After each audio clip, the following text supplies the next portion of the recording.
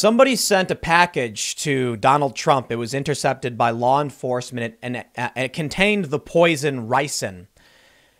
I think the intent here is probably to scare the president, to let him know that people, would commit such a crime, and to scare all of us. Because I really doubt something like ricin would make it past all of the security. I mean, we protect the president. But let me just tell you, man, we'll go through this. I want to make sure we're being rational and reasonable, as I often say.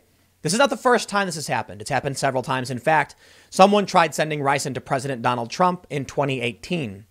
Considering this just arrived, I don't believe it has anything to do with Ruth Bader Ginsburg. It's just another in a long line of threats against the president. And now we are seeing escalating tensions. Even right now, across this country, violent protests have started. I'm not necessarily saying riots yet because they're not that big, but we're getting there.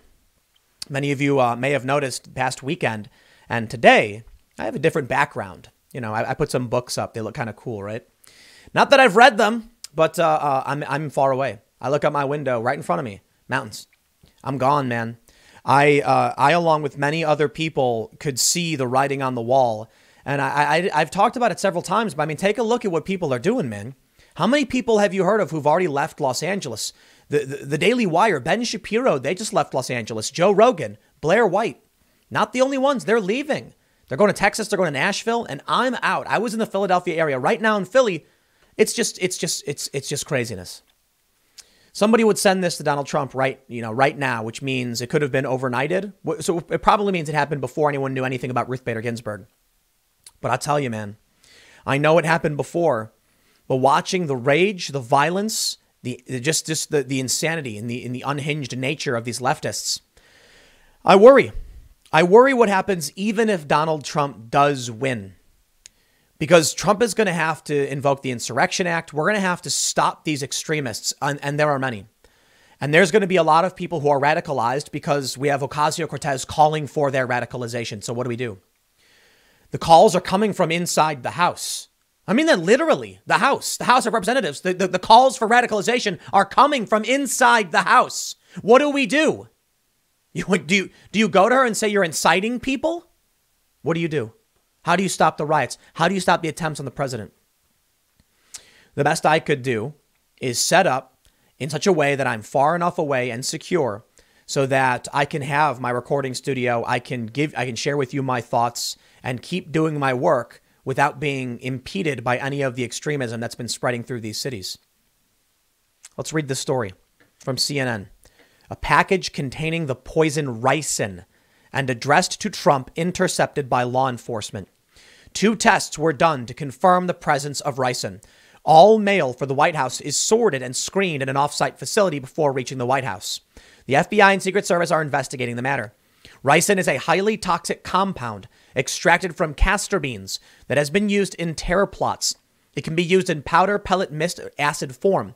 If ingested, it causes nausea, vomiting, and internal bleeding of the stomach and intestines, followed by failure of the liver, spleen, and kidneys, and death by collapse of the circulatory system. CNN has reached out to the White House and Secret Service for comment. It looks like law enforcement stopped this. Thank you all so much who risk their lives every day. I'm not going to pretend to be a biochemist to explain to you the nature of ricin, but if it can be turned into a powder, what do you think happens if you open up a package and it pops and just sprays you in the face and the powder goes up in the air? That's scary stuff, man. And that's why we have law enforcement screening all of these packages. But it also says to me, to be fair, as much as we may be seeing chaos, violence, and as much as we may be more anxious than ever, I think whoever did this wasn't actually trying I don't think they planned on succeeding. I think they wanted to succeed, whoever did this, but I don't think they planned on it because it's not the first time. From the New York Times, ricin suspected in mail sent to Trump and Pentagon officials. Now, this is back in 2018 in October.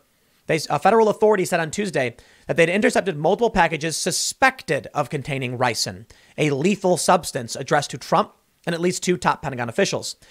In a statement on Tuesday night, the Secret Service said a suspicious envelope addressed to Trump was received at a facility outside the White House on Monday. All threats directed toward the president or any Secret Service protectee are treated seriously and fully investigated. The Secret Service did not specify that the envelope contained ricin, but said agents were working jointly with our law enforcement partners to fully investigate the matter. Now, here's the difference. They know it. Today, it's not suspected. They did the tests. They confirmed it. They confirmed it, man. I'm worried about what happens next. You know, Donald Trump likes to joke, a half joke. I mean, honestly, he's not really joking when he says that nobody was more hated by the press than him, except maybe Abraham Lincoln. I'm not sure I'm a fan of that comparison, because we know what happened to Abraham Lincoln. And Donald Trump is another, look, I don't want to say civil war, but I guess we have to go there. We're at that point. We are. People are trying to hurt the president. And of course, I know people probably always would to some degree, but with the violence in the streets, with what happened in Portland when they hunted down that Trump supporter and killed him, some people have already said that line has been crossed. I don't think it's smart, and I don't think we want to go there comparing Donald Trump to Abraham Lincoln, but Trump himself does it. But that says a lot, man. I think we're headed towards, I think we really are headed towards civil war, because I'll tell you, you can tell me I'm silly, you can tell me I'm wrong. Based on everything that's happened in 2020, I really do feel like it's possible that we don't replace Ruth Bader Ginsburg and we go to the Supreme Court with a contested election and a 4-4 split. No one can solve it.